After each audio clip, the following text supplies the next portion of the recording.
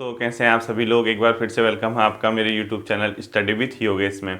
आज हम लोग उत्तराखंड की क्लास देखेंगे और उत्तराखंड की क्लास में जो टॉपिक है उत्तराखंड के खेल से संबंधित विविध प्रश्न, यानी खेल नीति कब हुई, राज्य खेल क्या है, कौन सा प्लेयर किस खेल से संबंधित है, इसके दो भाग आएंगे, एक आज एक कल। तो मान के चलिए स्पोर्ट्स वाला जो क्वेश्चन होगा फिर आपका गलत नहीं होगा। दूसरी बात, एक और चीज़ ध्यान रखना, बहुत टाइम आपने देखा होगा पेपर में क्वेश्चन आता है कि इसका संबंध किस खेल से है, या ऐसे क्वेश्चन आएगा या आपको चार प्लेयर दिए होंगे, चार स्पोर्ट्स दिए होंगे, उसको मैच करना आएगा।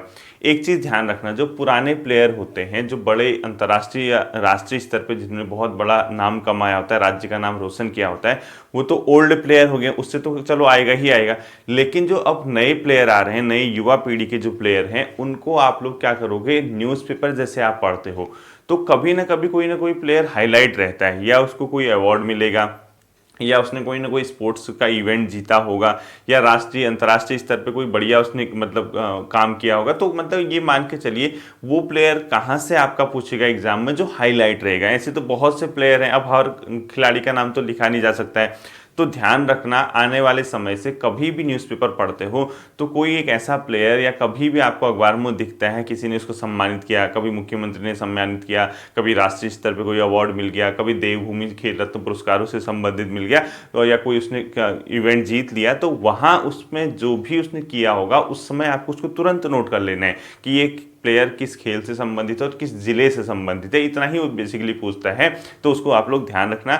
ओल्ड वाली चीज़ें जो होती हैं वो मेन मैं आपको बता दूंगा, ठीक है। देखिए हम लोग शुरुआत करते हैं। सबसे पहला पॉइंट आपने लिखना है, उत्तराखंड में खेल नीति कब लागू हुई, यानी उत्तराखंड खेल नीति लिखोगे पहला, यानी स्पोर्ट्स से संबंधित जो पॉलिसी बनाई गई थी, खेल नीति जिसको बोला जाता है, वो कब लागू हुई थी, ये ध्यान रखना। ये हुई थी सन 2015 में, ठीक है। खेल नीति लागू। अभी एक चीज़ और ध्यान रखना, अभी पिछले अक्टूबर के मंथ 2020 में इस पे कुछ संशोधन करके कैबिनेट ने इसको मंजूरी दे दी थी। तो अब इसका नया मसौदा बन के सामने आएगा, नई इस नीति बन के सामने आएगी। उसमें कई चीज़ें होंगी कि किस खिलाड़ी को किस अवार्ड के तहत कितना पैसा दिया जाएगा, कोई राष्ट्रीय अंतर्राष्ट्रीय स्तर पर कुछ जीतेगा तो उसके लिए क्या सम्मान होगा, क्या उसके लिए मतलब सुविधाएं होंगी, वो सब चीज़ें होती हैं। वो आपको अभी नहीं देखना है, मैं जब बताऊंगा उसको समय आने पर बता दूंगा, ठीक है। उत्तराखंड खेल नीति कब लागू हुई थी, 2015 में, इसको ध्यान रखना। और स्पोर्ट्स को बढ़ावा देने के लिए, ठीक है, वनडे एग्जाम के हिसाब से हम लोग ध्यान रखेंगे। अब एक चीज याद रखना, इसी के साथ साथ उत्तराखंड में उत्तराखंड एक अवार्ड चलते हैं यहाँ पे, उत्तराखंड खेल रत्न पुरस्कार या देवभूमि खेल रत्न पुरस्कार, आपने नाम सुने होंगे। वो दिया जाता है 29 अगस्त, जो अभी पहले राजीव गांधी राष्ट्रीय खेल दिवस जिसको मनाया जाता था, वो मेजर ध्यानचंद के उसमें मनाया जाएगा। अभी अभी अनाउंसमेंट हुआ है कुछ समय पहले। तो ध्यान रखना, उत्तराखंड खेल रत्न पुरस्कार कब दिए जाते हैं, पहले 9 नवंबर को दिए जाते थे, ठीक है।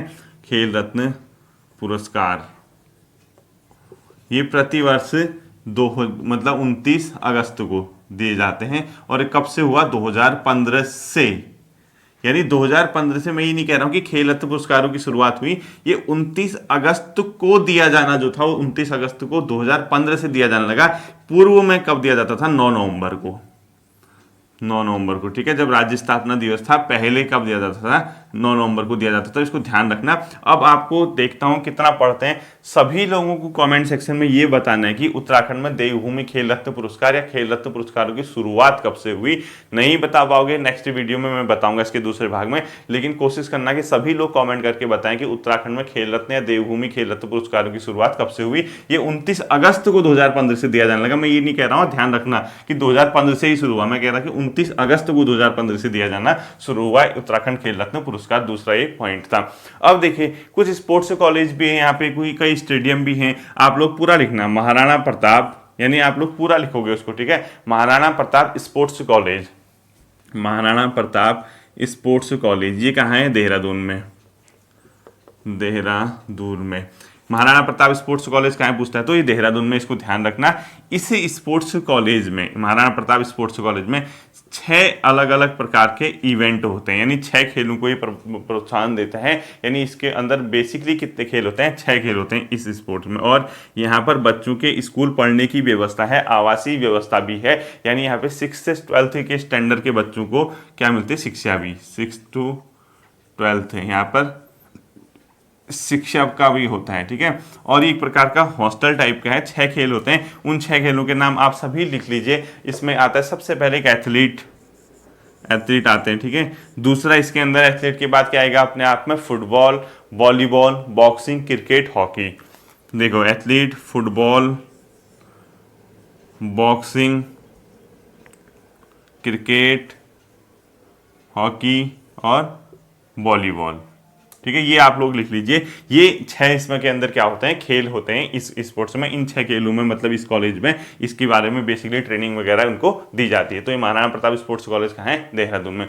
अब देखना है नेक्स्ट क्वेश्चन। एक यहाँ पर राज्य खेल आप लोग जानते हैं कि क्या है, उत्तराखंड का राज्य खेल फुटबॉल है। और कब फुटबॉल को राज्य खेल बनाया गया था, सन 2011 में। उत्तराखंड राज्य खेल, अगर आपसे पूछता है उत्तराखंड राज्य खेल क्या है, तुरंत बता देना फुटबॉल। और कब से घोषणा हुई थी उसकी, 2011 में। फुटबॉल 2011 से, ठीक है। राज्य खेल पूछता है तो फुटबॉल 2011 से। इसी के तहत, इसी को आगे बढ़ाने के लिए देहरादून में एक फुटबॉल अकादमी की क्या की गई थी, स्थापना की गई थी। यानी अगर आपसे पूछता है कि देहरादून में फुटबॉल अकादमी की स्थापना कब हुई थी, तो आप लोग बता देंगे सन 2011 में। Dehradun football academy, Dehradun football academy की स्थापना कब हुई थी, सन 2011 में। इसको भी आप लोग ध्यान रखना, ठीक है। अगला आता है आपका एक बहुत, जैसे अब फुटबॉल के लिए तो यहाँ पर आप लोग सभी जानते हैं डूरंड कप का संबंध भी फुटबॉल वगैरह से है। उत्तराखंड में जब राज्य की ही मतलब राज्य अलग उत्तर प्रदेश से अलग नहीं हुआ था, उससे पहले यहाँ पे जैसे गोरखा रेजिमेंट थी, इसके अलावा ये मिलिट्री कॉलेज है आपका जो देहरादून में है। तो इन्होंने राष्ट्रीय स्तर पे बहुत टाइम क्या किया, उत्तराखंड मतलब ये राज्य का ही हिस्सा था समझ के चलिए। तो राज्य वहाँ पर क्या किया, परफॉर्मेंस किया, कई बार फाइनल वगैरह पर पहुंचे। और 2 बार तो डूरंड कप भी जीता गोरखा रेजिमेंट ने।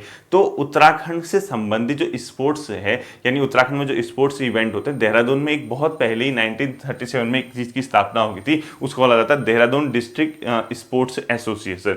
तो आप लोग पूरा लिखना, ठीक है। देहरादून डिस्ट्रिक्ट स्पोर्ट्स एसोसिएशन पूरा लिखना।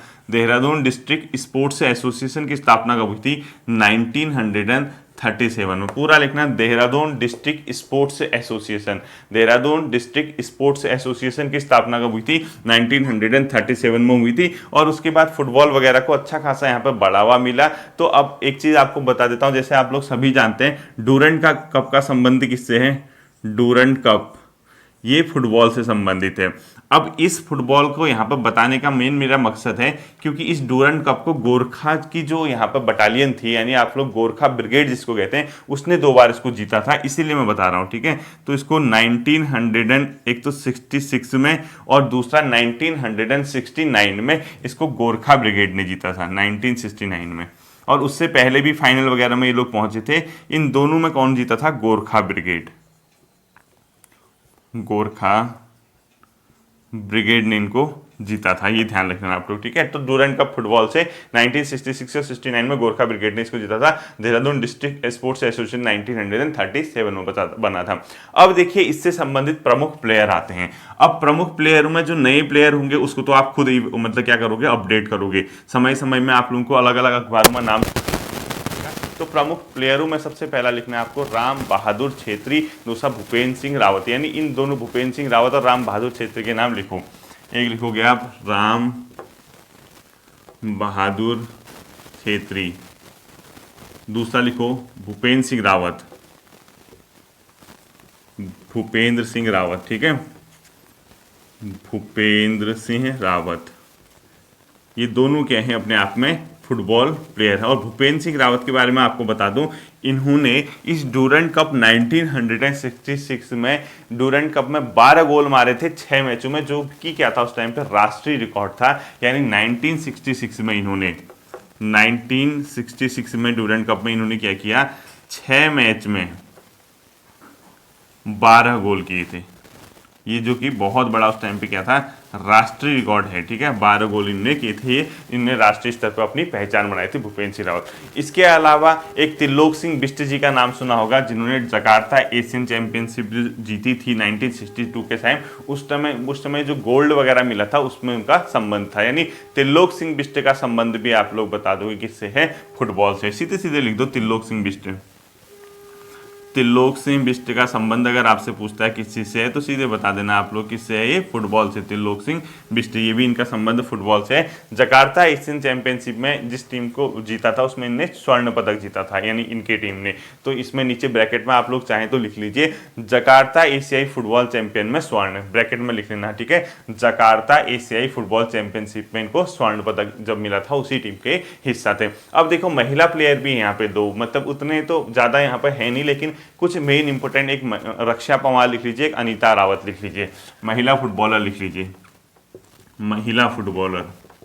एक का आप लोग लिख लीजिए रक्षा पंवार, ठीक है। इनका संबंध भी किस खेल से अगर पूछता है तो फुटबॉल से है। और दूसरा अनीता रावत लिख लीजिए, ठीक है, अनीता रावत। अब कभी अखबारों में आता है, इवेंट वगैरह होते हैं, कभी इनको सम्मान वगैरह मिलता है, तो ध्यान रखना अपडेट आपको ही करना पड़ेगा। ये था आपका फुटबॉल का। सेकंड आता है आपका क्रिकेट का। क्रिकेट को भी अब धीरे धीरे ये आप लोग नोट कर लीजिए, उत्तराखंड राज्य में बढ़ावा मिलने लग गया है। और इसका सबसे बड़ा उदाहरण 2019 में आप लोगों ने देखा होगा, जब बीसीसीआई भारतीय क्रिकेट कंट्रोल बोर्ड जो है उसने क्या किया था, उत्तराखंड क्रिकेट एसोसिएशन को बीसीसीआई की मान्यता दी। अब आप कहोगे सर बीसीसीआई की मान्यता देने से क्या फायदा हो जाएगा। कई बार बीसीसीआई की मान्यता देने से उसको टेक्निकली, यानी आप मान के चलो मान्यता मिलने का अर्थ होता है अब उत्तराखंड का अपना एक बोर्ड होगा, बीसीसीआई के अंडर रहेगा और बीसीसीआई उसको अनुदान देगा। क्रिकेट प्लेयर के लिए प्रॉपर रूप से क्या मिलेगा, फिजिशियन, मतलब उनका जो फिजिशियन वगैरह होता है, यानी उनको जो क्या कहता है कोच वगैरह है, या उनका जो डॉक्टर वगैरह है, या अलग अलग सुविधाएं फैसिलिटी हैं, वो सब मिलेगा। यानी उत्तराखंड की प्रॉपर एक टीम बन जाएगी, इसको ध्यान रखना। तो आपने क्वेश्चन क्या लिखना है इसमें, क्रिकेट एसोसिएशन ऑफ उत्तराखंड को बीसीसीआई से मान्यता कब मिली, पूरा लिखना, ध्यान रखना। Cricket association of Uttarakhand, CAU लिख दिया मैंने, आप लोग पूरा लिखना। क्रिकेट एसोसिएशन ऑफ उत्तराखंड को बीसीसीआई जो है, भारतीय क्रिकेट कंट्रोल बोर्ड का नाम आपने सुना होगा, बीसीसीआई से मान्यता कब मिली थी, सन 2019 में इसको मान्यता मिली। और ये मिली थी 13 अगस्त 2019 की बैठक में निर्णय लिया गया था कि बैठक, विनोद राय की अध्यक्षता में एक बैठक हुई थी कि बैठक में निर्णय इसमें क्या किया था, लिया गया था कि जो क्रिकेट एसोसिएशन ऑफ उत्तराखंड है उसको हम बीसीसीआई की मान्यता देते हैं। पहले यहाँ ऐसी मान्यता नहीं थी, तो उत्तराखंड के प्लेयर इधर उधर जाके खेलते थे, कभी यूपी की ओर से, कभी दिल्ली की ओर से, क्योंकि यहाँ कोई ऐसा था नहीं। अब प्रॉपर इसको एक मान्यता मिल गई है। इनका अपना क्या होगा, अध्यक्ष होगा, महासचिव होगा क्रिकेट एसोसिएशन ऑफ उत्तराखंड का, डिस्ट्रिक्ट लेवल पे खिलाड़ियों को सेलेक्ट करेगा, पूरी सुविधाएं देगा, तो बीसीसीआई से पैसा वैसा मिलेगा स्पोर्ट्स को, क्रिकेट को बढ़ाने के लिए, ठीक है। दूसरा, इसी दौरान एक महिम वर्मा थे, कौन थे, महिम वर्मा है मतलब, ठीक है, उनको बीसीसीआई का उपाध्यक्ष बनाया गया। महिम वर्मा कौन है, बीसीसीआई के उपाध्यक्ष, जिसमें गांगुली जी, अभी सौरभ गांगुली आपने नाम सुना होगा, वो अध्यक्ष हैं। तो महिम वर्मा को उसका क्या बनाया गया है, उपाध्यक्ष बनाया गया। इसको ध्यान रखना, ये बनाया गया था 23 अक्टूबर 2019 को इसका निर्णय हुआ था, ध्यान रखना इसको, ठीक है। 23 अक्टूबर 2019 को महिम वर्मा को क्या बनाया गया, बीसीसीआई का उपाध्यक्ष बनाया गया। इसको भी आप लोगों ने क्या करना है, ध्यान रखना है। अब देखिए, जब क्रिकेट एसोसिएशन ऑफ उत्तराखंड बना था, उसका कोई ना कोई संस्थापक अध्यक्ष होगा। संस्थापक अध्यक्ष का क्या मतलब होता है, जब उसकी स्थापना हो रही थी उस दौरान जो स्थापना के समय अध्यक्ष बनाया गया, यानी पहला अध्यक्ष मान के चलिए, या जो संस्थापक अध्यक्ष, क्योंकि अध्यक्ष कैसे बनेगा, जब चुनाव होंगे, चुनाव होने के बाद एक अध्यक्ष बनेगा, महासचिव बनेगा, उपाध्यक्ष बनेगा, कोषाध्यक्ष बनेगा, जो भी है। लेकिन अब डायरेक्ट मान्यता मिल गई तो उस टाइम डायरेक्ट चुनाव तो होंगे नहीं फर्स्ट दिन, किसी ने किसी को उसका संस्थापक अध्यक्ष बनाया होगा। तो अगला पॉइंट लिखो, क्रिकेट एसोसिएशन ऑफ उत्तराखंड के संस्थापक अध्यक्ष, CAU लिखा है मैंने, के संस्थापक अध्यक्ष ये बनाए गए अपना हीरा सिंह बिष्ट जी, पूर्व खेल मंत्री भी रहे हैं, ठीक है। हीरा सिंह बिष्ट को इसका क्या बनाया गया था, संस्थापक अध्यक्ष बनाया गया था। आप लोग इसको ध्यान रखना। और साथ ही साथ जब ये संस्थापक अध्यक्ष बनाए गए थे उस समय इसका संस्थापक सचिव भी बनाया गया था, सचिव PC वर्मा जी को इसका क्या बनाया गया था, संस्थापक सचिव बनाया गया था। तो संस्थापक अध्यक्ष हीरा सिंह बिष्ट, सचिव कौन बनाए गए थे, पीसी वर्मा। जब ये सब मान्यता मिली उसके बाद स्वाभाविक सी बात थी, क्रिकेट एसोसिएशन ऑफ उत्तराखंड के चुनाव होने थे, उसमें अध्यक्ष चुना जाना था, उपाध्यक्ष चुना जाएगा, सब चीज़ होगा। तो अगला पॉइंट लिखो, क्रिकेट एसोसिएशन ऑफ उत्तराखंड के election, cricket Uttarakhand association of Uttarakhand के चुनाव। ये जो चुनाव हुए थे ये कब हुए थे, अपने आप में पहले चुनाव के 2019 में ही हुए थे, सितंबर 2019 में। उसमें जो मुझे व्यक्तिगत तौर पे क्वेश्चन लग रहा है कि आएगा पेपर में आपका, वो है उसमें पहला अध्यक्ष किसको चुना गया था। यानी क्रिकेट एसोसिएशन ऑफ उत्तराखंड के चुनाव में अध्यक्ष जो बने थे जोत सिंह गुनसोला जी उनका नाम था। ठीक है, तो इसको लिखो, जोत सिंह गुनसोला, ये कौन है, इसके अध्यक्ष बनाए गए थे इसके चुनाव में। ठीक है, जोत सिंह गुनसोला को अध्यक्ष। दूसरा महासचिव लिख लिए, महासचिव उन्हीं को बनाया गया था जो ऊपर हैं, महिम वर्मा, आपको मैंने अभी बताया था, जो बीसीसीआई के अध्यक्ष भी बने। हाँ, महासचिव महिम वर्मा,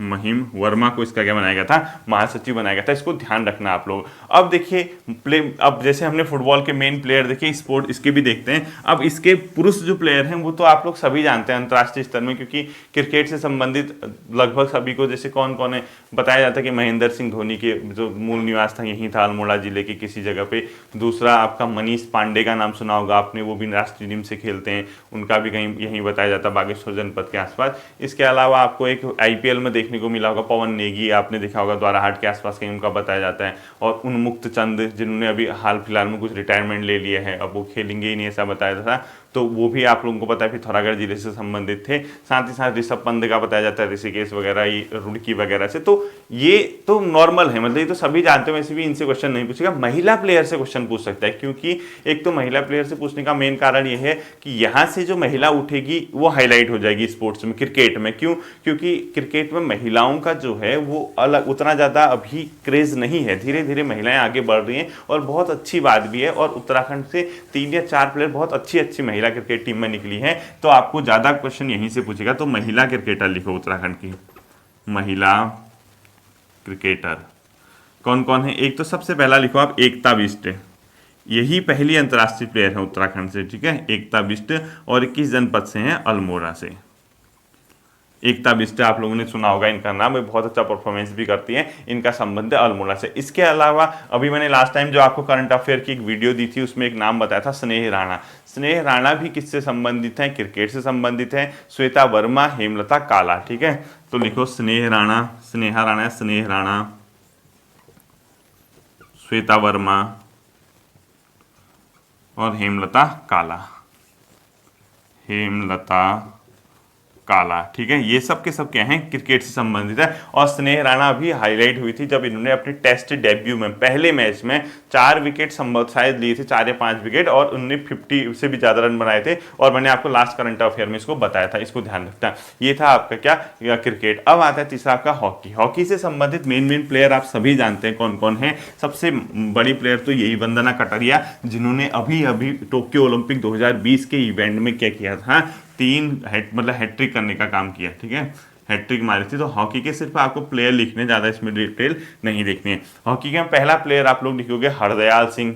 अब इनके बारे में आप लोग पढ़ते रहना, हरदयाल सिंह। ठीक है, इनके बारे में आप चाहें तो पढ़ते रहना। दूसरा जो क्वेश्चन है, मीर रंजन नेगी, यानी इसके अंदर दूसरे कौन होंगे, मीर रंजन नेगी। ये पुराने प्लेयर हैं, ठीक है, अब के नहीं है, बहुत पुराने प्लेयर हैं। तीसरा आपने लिखना है महेंद्र बोरा, रमेश पटियाला। क्या क्या लिखोगे, महेंद्र बोरा, महेंद्र सिंह बोरा, रमेश पटियाला, और लास्ट आप लोग क्या क्या लिखोगे, एक वंदना कटारिया लिख लो और एक मंजू बिष्ट लिख लो। ठीक है, वंदना कटारिया का आप लोग जानते हैं अभी, वंदना कटारिया, वंदना कटारिया, और एक आप लोग लिखो मंजू बिष्ट। मंजू बिष्ट का संबंध पिथौरागढ़ जिले से है। ठीक है, मंजू बिष्ट। ये सब के सब आपके क्या हैं, महिला हॉकी टीम के प्लेयर थे। इससे आगे आप लोग देखना क्या है, इसमें देखना हरदयाल सिंह में, ये 1956 में जो ओलंपिक गेम हुए थे उसमें भारत को स्वर्ण पदक मिला था, उस टीम के हिस्सा थे। ठीक है, तो यानी याद रखना 1956 ओलंपिक के हिस्सा लिखो, ओलंपिक गेम के हिस्सा, ओलंपिक हिस्सा थे। एक चीज ये याद रखना। दूसरा, मीर रंजन नेगी जो हैं वो अपने आप में गोलकीपर थे। एक बार एशियन चैंपियनशिप हुआ था 1982 के समथिंग, उसमें क्या रहे थे, ये गोलकीपर रहे थे। इतना आप लोगों ने नहीं देखना है, ये हॉकी का हो गया, ठीक है। अगला जो आपका आता हुआ था निशानेबाजी में, कि उत्तराखंड से निशानेबाजी में कौन कौन से प्लेयर हैं, क्या हैं ये, क्योंकि इसका दूसरा भाग भी आएगा कल, तो हमारा ये वाला टॉपिक भी अच्छा खासा तैयार हो जाएगा। तो देखो निशानेबाजी में, ठीक है। निशानेबाजी में पहला तो आप लोग जानते हैं गोल्डन बॉय अभिनव बिंद्रा, जिनका जन्म देहरादून ही बताया जाता है, यानी बताया गया जाता है हुआ ही था। तो अभिनव बिंद्रा पहला आप लोग लिखना है। 2008 में उनको गोल्ड मेडल मिला था बीजिंग ओलंपिक में, जो कि व्यक्तिगत पहला था भारत में पूरे इतिहास में। दूसरा अभी इसको मिला है, दो यानी भाला फेंक वाले में, तो 2 लोगों को मिला है गोल्ड, ठीक है। तो इसमें क्या लिखोगे आप लोग, अभिनव बिंद्रा, अभिनव बिंद्रा। इनको कब मिला था, 2008, कहाँ, बीजिंग ओलंपिक, बीजिंग ओलंपिक में। हालांकि अब ये क्वेश्चन बहुत पुराने हो गए, ये नहीं आएगा, लेकिन फिर भी आप स्पोर्ट्स से पढ़ लें तो देख लेते हैं। बीजिंग ओलंपिक में गोल्ड मिला था इनको। बाकी एक जसपाल राणा का नाम आपने सुना ही होगा, जसपाल राणा। इन्होंने भी बहुत से एशियन गेम्स में या अंतर्राष्ट्रीय स्तर पे बहुत से इनको भी अवार्ड मिले हैं। ये भी निशानेबाजी से संबंधित है, जसपाल राणा। साथ ही साथ एक नाम और लिख लीजिए, दिलराज कौर, जिनको गोल्डन गर्ल के नाम से भी जाना जाता है। दिलराज कौर, दिलराज कौर, इनको गोल्डन गर्ल भी बोला जाता है, गोल्डन गर्ल, ठीक है। दिलराज कौर का संबंध भी किससे पूछता है, तो निशानेबाजी से। अब 2-3 नाम और हैं, जैसे रीना राणा है, अब इन्हीं की बीबी है जसपाल राणा जी की, वो नहीं लिखने आप। रीना राणा, सुभाष राणा, सुषमा राणा, ये सब के सब क्या हैं, एक प्रकार के निशानेबाजी से संबंधित। एक पंकज चौहान है, शमशेर भंडारी है, इनको भी लिख लो अन्य में। पंकज चौहान, शमशेर भंडारी, ठीक है। ऊपर वाले ही इंपॉर्टेंट अगर आएगा तो। बाकी रीना राणा लिख लीजिए, इन्हीं की मिसेज है रीना राणा, सुभाष राणा, सुषमा राणा, 3 के 3। रीना राणा, सुभाष राणा और सुषमा राणा, ठीक है, सुषमा राणा। ये सब के सब किससे संबंधित है, निशानेबाजी से। आपको जसपाल राणा इनके याद रखना, नाम याद रखना, मतलब कि ये हाँ हैं तो उत्तराखंड में। अब आता है टेनिस। टेनिस में यहाँ पे बहुत ज़्यादा प्लेयर आपको देखने को नहीं मिलेंगे। हाँ, हालांकि एक नाम कुछ समय पहले हाईलाइट हुआ था, आपने सुना भी होगा अखबारों में, पारुल गोस्वामी, वो बागेश्वर से संबंधित है, उनका इस संबंध है टेनिस से। टेनिस में कौन है, पारुल गोस्वामी, ठीक है। इनका संबंध किस खेल से पूछता है, तो टेनिस से, इसको ध्यान रखना। और इनका संबंध बागेश्वर जनपद से। किस जनपद से इनका संबंध, बागेश्वर जनपद से। अगला आता है आपका बैडमिंटन, ठीक है। बैडमिंटन में देखते हैं कि कौन कौन है, क्या क्या है, ये सब भी हम लोग देखते हैं, इसको नोट कर लीजिए आप लोग। अगला आप लोग क्या लिखोगे, बैडमिंटन, ठीक है। तो बैडमिंटन में कौन कौन से हैं वो देखना। बैडमिंटन में एक तो आपके जो डायरेक्टर जनरल ऑफ पुलिस हैं अशोक कुमार सर, उनकी बेटी, ठीक है। यानी सबसे पहला आप लोग क्या लिखोगे, कुहू गर्ग। क्या लिखोगे, कुहू गर्ग, कुहू गर्ग, एक ये है। दूसरा आपने सुना होगा लक्ष्य सेन, अल्मोड़ा जिले से, लक्ष्य सेन। एक आपने सुना होगा चिराग सेन, चिराग सेन। ये सब के सब क्या हैं, बैडमिंटन प्लेयर हैं। और एक लिख लीजिए मनोज सरकार। क्या लिखोगे, मनोज सरकार, मनोज सरकार। ये सब के सब क्या हैं, अपने आप में बैडमिंटन से संबंधित है। कुहू गर्ग जो है सीनियर वर्ल्ड चैंपियनशिप में भाग लेने वाले उत्तराखंड की पहली है। यानी इसमें लिख लो आप, सीनियर वर्ल्ड चैंपियनशिप में, सीनियर वर्ल्ड चैंपियनशिप में भाग लेने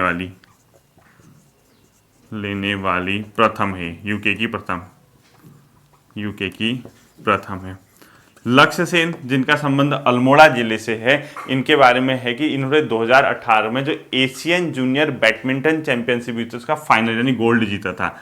2018 में ये अपने आप में जकार्ता में हुआ था, जकार्ता यानी इंडोनेशिया।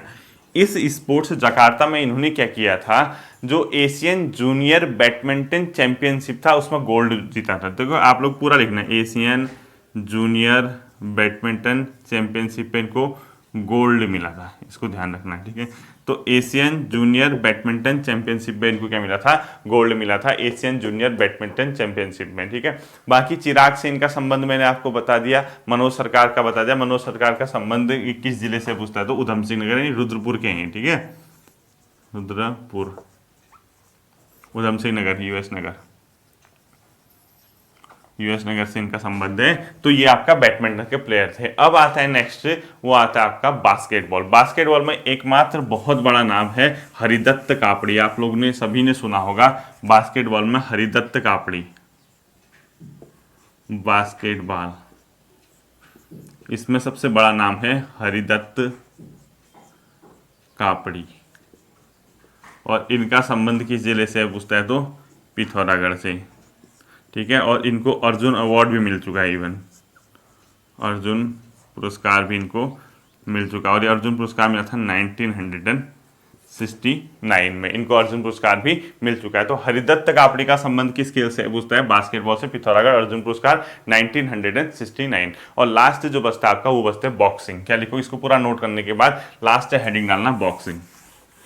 क्या लिखोगे अंतिम, बॉक्सिंग, ठीक है। बॉक्सिंग में कौन कौन से प्लेयर हैं यही हम लोगों ने देखना है, बाकी हमारा एक कंप्लीट हो जाता है ये वाला। मतलब कुछ टॉपिक एक थोड़ा सा और बचेगा आपका कल, वो भी मैं आपको कल एंड करा दूंगा। बॉक्सिंग, बॉक्सिंग में कौन कौन से हैं वो आपने लिखते हैं। पहला नाम लिख लीजिए पद्म बहादुर मल। क्या लिखोगे, पद्म बहादुर मल, पद्म बहादुर मल्ल, ठीक है। पहला लिखना है पद्म बहादुर मल्ल, यानी इसका संबंध, इनका संबंध किस चीज से, बॉक्सिंग से। और इनकी खास विशेषता क्या है, लगभग 4 वर्षों तक ये राष्ट्रीय चैंपियन रहे हैं। 1959 से 63 तक राष्ट्रीय चैंपियन रहे थे। 1959 to 63 उस टाइम पे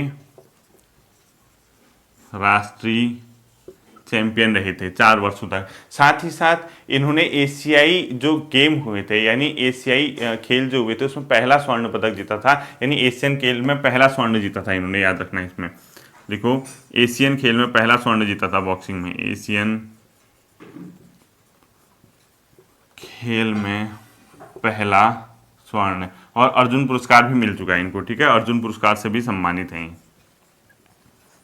अर्जुन पुरस्कार भी इनको मिल चुका है। को किसको, पद्म बहादुर मल्ल जी को। दूसरा लिखना है आपको जयदेव बिष्ट जी। जयदेव बिष्ट का संबंध किससे पूछता है, बॉक्सिंग से। और इनको द्रोणाचार्य अवार्ड भी मिल चुका है जयदेव बिष्ट जी को, तो इनका संबंध है बॉक्सिंग से। नेक्स्ट आपने लिखा है सत्येंद्र सिंह रावत। ये थोड़ा सा हाईलाइट रहे थे हाल फिलहाल में, इनका नाम याद रखना, सत्येंद्र सिंह रावत। और इनका जो संबंध है वो किस जनपद से है, चमोली जनपद से। और ये क्यों हाईलाइट रहे थे, इन्होंने हाल फिलहाल में, यानी एक साल पहले, 2 साल पहले अंडर 19, यानी 1 साल 2 साल क्या 3-4 साल हो गए, अंडर 9 2017 में अंडर 19 के इवेंट में, यानी अंडर 19 जूनियर एशियन बॉक्सिंग में रजत पदक जीता था। तो इसमें लिखो 2017 अंडर 19 हैवी वेट पे जीता था, ठीक है, under 19 Asian junior champion, AGC लिख दिया मैंने, ठीक है। मैं उसको क्या मिला था, रजत अवार्ड मिला था, ठीक है। तो इसको क्या 2017 में अंडर 19 एशियन जूनियर चैंपियनशिप में इनको रजत अवार्ड मिला था। आप लोगों को ये भी ध्यान रखना है। तो पद्म बहादुर मल्ल हो गया, जयदेव बिष्ट और सत्येंद्र सिंह रावत। और लास्ट के एक आध नाम लिख लो, प्रियंका चौधरी और कविंद्र सिंह बिष्ट। इनका संबंध भी बॉक्सिंग से है, प्रियंका चौधरी और कविंद्र सिंह बिष्ट, ये भी किससे संबंधित है, अपने आप में बॉक्सिंग से संबंधित है, ठीक है। ये रहा आपका आज के दिन का टॉपिक। उम्मीद करता हूं आपके समझ आया होगा। इसके अलावा एक वीडियो आपको इसकी कल मिलेगी और हम लोग इस टॉपिक को अच्छे खासे तरीके से क्या कर लेंगे, कंप्लीट कर लेंगे, ठीक है। फिर मिलते हैं आपके साथ अगले सेशन पे। अपना ध्यान रखिए, थैंक यू।